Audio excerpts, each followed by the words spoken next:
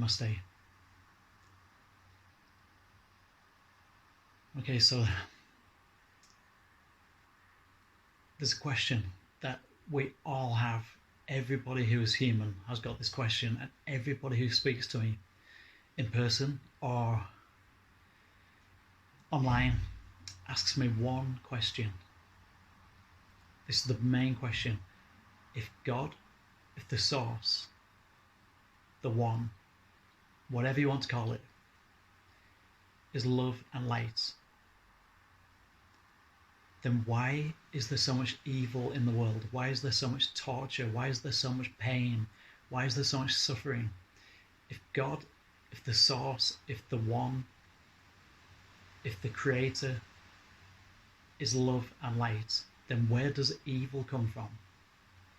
And why is it allowed to manifest and cause so much harm to everybody and everything in this world? It's a very good question, and there is an answer to it. There's a very good answer to it. Now, depending on what level of consciousness, of conscious awareness you have attained on your path, you will understand this more or less, depending on what level you're at. But the answer is simple. So the source, God, the one, the creator, whatever you want to call it, the most undifferentiated, the most undistorted, the most unified and pure aspect of the source is pure love and pure light. Okay, so where did what we call evil come from? Okay, I've been shown, I went to my higher self with this, I've been to my higher self many times with this, and I'm partly channeling my higher self as I'm giving you this teaching, because it's difficult for my human brain to understand as well. I'm still humanly projected as well at the moment, humanly focused. The answer is this. We create, we manifest the frequency of what we will call evil. Humans do. But that's not all. Okay, so we're in a free will universe, a free will planet. This is a full free will planet. There are other planets that have been shown that don't have as much free will, and there is more control over that planet. Certain things are not allowed, certain things are not permitted to happen. But this was decided to be a full free will planet. Now there is I'm being shown three things at play. Number one, karma. Everything has to be balanced. Every action has a reaction. Every cause has an effect, and you are the cause for every effect. You are the action for every reaction. So if you have lived a life, or many lives, as someone who used to torture people, someone who used to interrogate people using torture, working for the military, and you did that not out of a sense of service, but out of enjoyment for just hurting people. All of this goes by intention. If you had the intention to deliberately hurt people who you thought were lesser than you, and you took great pleasure in doing that in previous lifetimes, then you will eventually get a whole bunch of lifetimes where you go through not necessarily the same thing. It's not usually the same thing. You won't necessarily get kidnapped and tortured, although that can happen. But you may just have a whole bunch of lives where you are riddled with illness and disease, which tortures you. It's the balance. It's the soul. And who does this to you? You. You do this to yourself. Your soul, when you're disembodied in the spirit realm, decides that it wants this. For karmic balancing, karmic retribution. Okay, so karma is one thing. Now, I've also been asked, So is there any way of, let's say that I've got this karma, is there any way of me cancelling this karma in this lifetime because I can't handle what I've dished myself, my human self? My human self can't handle what my soul has dished out to me in way of karmic retribution or balancing. The answer is yes and no. So there is a form of hypnotherapy called QHHT, quantum healing hypnotherapy technique. This is Dolores Cannon's method, and that she pioneered. Dolores is no longer here, but her teachings remain. And QHHT, regressive hypnotherapy, takes you into the somnambulistic state, the deepest state of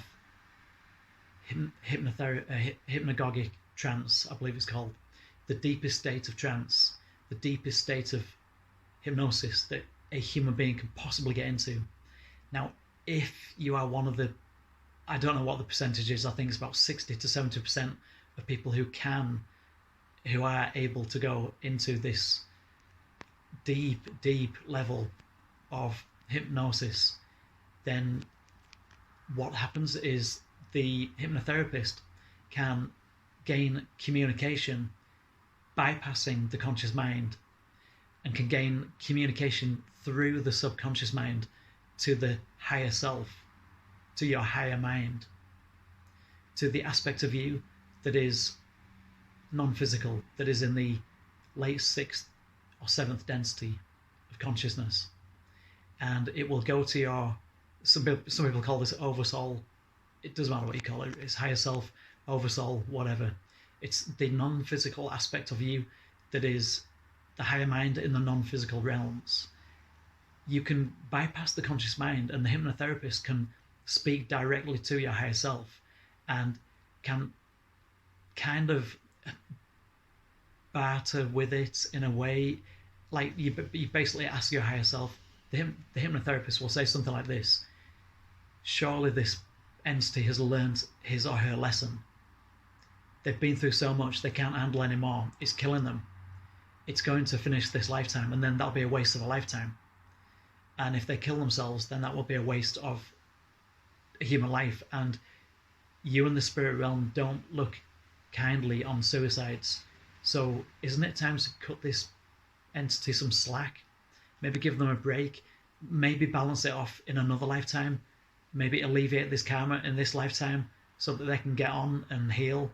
And then, maybe pay some off in the next lifetimes, or over the course of a few lifetimes, just a bit less severe maybe, because they can't handle it. And quite often the higher self will come through and say, yes, we will do this. We will alleviate this karma. We will cancel this karma for this lifetime, or alleviate it somewhat to make it manageable. And you can strike a deal with the higher self. This is real. Check it out. QHHT, hypnotherapy, Dolores Cannon. In some cases, the higher self will say, no, this karma has got to be paid in this lifetime. This was a soul agreement. Soul agreements cannot be broken, but it's worth a try. The next is individualized consciousness. Your individualized consciousness. If you have a distorted consciousness, if you are in a state of lack, if you are in a state of unworthiness, if you have a lot of guilt, unforgiveness of self, if you believe that you are a bad person and that you deserve punishment and that you deserve everything that you're getting, then that's another reason for terrible things happening to you. What some people would call, it's just evil. It's just absolute pure evil. There's no such thing as evil or good, not really. It's just positive and negative. But there are catalysts, and there's karmic retribution. Now, you can, even if you don't owe any karma, now everybody owes a certain amount of karma, I can tell you that now. Everybody is either owes or is paying off, or in the next life they'll be paying off a certain level of karma. We all are. From thousands of years of warring and all kinds of negative behavior. But your individualized conscious can create, with this distortion, can create terrible things to happen to you. It's not any God punishing you. You're doing it to yourself. Now, the third way that terrible things happen to people is collective consciousness. Collective human consciousness, or the collective unconscious, as some people have called it, like Carl Jung.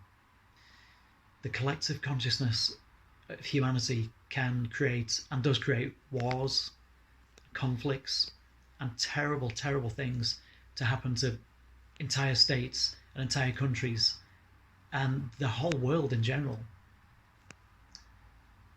And the ones who are in control of this world know how to manipulate people using the news, using fear. If they can spread fear, fear spreads fear. With unconscious humans, fear spreads fear. If you don't know what's going on and you don't know what's been programmed into you, then you will be part of the program. Just like in the film, The Matrix, you know, where unconscious people in the Matrix can become agents. They can suddenly transform into agents and be a part of the problem. And they don't even realize that they've got the ability to resist that. It's almost like demonic possession, but like demonic possession as we know it doesn't really exist. It's more you attract negative energies towards yourself, either through your individualized consciousness or the collective consciousness of humanity. So there's ways of protecting yourself against that, and there's ways of breaking out of it, but it ain't easy. Not when you've developed terrible, terrible, difficult, ingrained habits over lifetime, hundreds of lifetimes. Like humanity have been in a state of negativity, darkness, and distortion for thousands and thousands and thousands of years. What we're doing in this generation is we're breaking free. We're beginning to at least wake up to it.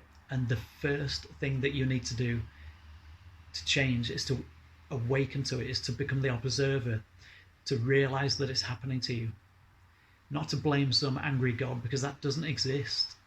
There is no angry God that punishes anybody. Only you punish yourself, and the collective consciousness of humanity can punish itself, and does on a regular basis. And it manifests this negative energy, this anger, this resentment, this divide, this jealousy, this inequality, all of these different feelings. It manifests in these crazy ways, and people blame God, the people blame other countries, people blame rulers. It's not really like that, not when you know what's going on. And when you know that you have the power of God, and when your thoughts run amok, it literally creates devastation, what you would call evil, what we would call atrocities. Now, there's also life lessons. Sometimes people manifest. Sometimes people decide pre-incarnate in the spirit realm. Before they incarnate as a soul, they decide to go through really, really tough life trials and catalysts. I was showing I was one of those people who decided to go through some very tough life catalysts, partly for karmic reasons, karmic payback, karmic balancing from past lives where I've been a real evil person. We all have. We've all been like this. But partly it was a challenge. And we set ourselves ever-increasing challenges. Some of the people who are going through some of the hardest times are some of the most advanced souls. And they're wondering, what have I done to deserve all of this? Sometimes you've just set yourself a massive challenge. Can I manifest my way out of this? Can I look through this and see the light at the end of the tunnel? In the darkest of the dark, can I find my own divine light? These are the main reasons why quote-unquote evil or terrible atrocities happen to you and to the world. It's not some angry, vengeful God. That doesn't exist. It's an illusion created by religion.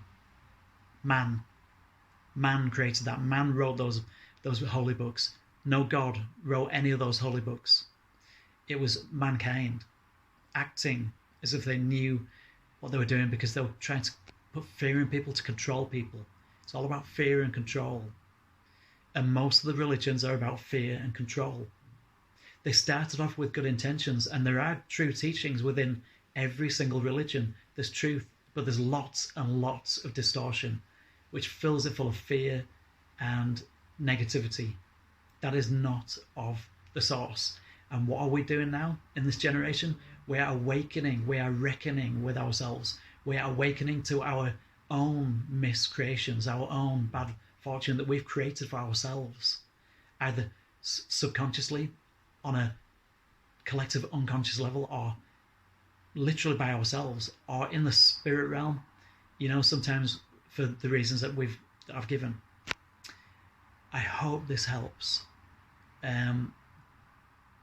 This is the way that it is, and the more that we align to who we truly are, to the true love and the light, that there is no pain and suffering in the true you, the true divine self that is the true you, with the uppercase self, does not know fear or separation or jealousy or distortion.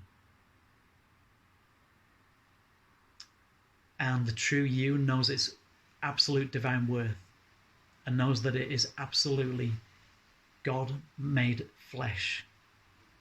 Take away all the fear that's been driven into us and all the distortion, and you will have the pure divine source. We just need to keep peeling those layers back, and we will find light. Whether we do it in this generation or the next or the one after that, but it's coming. It's time. It's the awakening, and it's time for the golden age. Okay, keep searching, keep finding, keep digging for your light. Sometimes you need to dig very deep to find that light, to find that gold. Namaste.